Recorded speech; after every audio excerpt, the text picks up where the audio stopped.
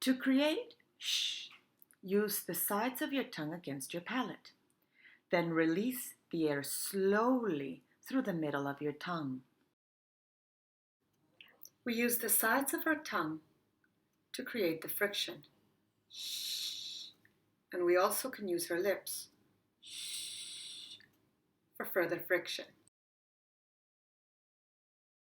To force the air pressure, keep your lips close together and pout. Don't forget to pout. Shh. Shh. It's a long sound similar to hushing someone. S versus sh. The biggest difference is the corner of your lips and the pouting of your mouth. As we said before, they are very similar.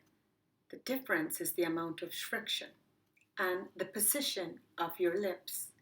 So the first one, the letter S. The second one, sh, the letter SH. We also push our tongue up to do a hissing sound with the escaping air. Basically, the top of your mouth and tongue help create more friction. For instance, Sam, sham, so, show. Let's look at this one. Sam, sham, so, show. If you have any questions about the letter S, check out that chapter and then return here.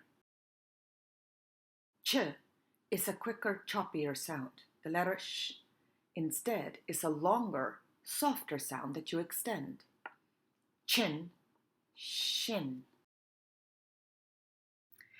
I sometimes use my hands to help me guide my student. So, chin, shin, chin, shin. Use your hands to guide your speed. Chair, share, chop, shop.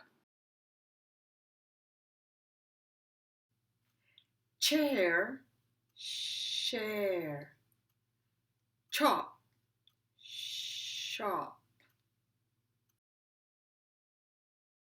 And now in a sentence, sugar is a health issue. We're all shushed out. Go practice.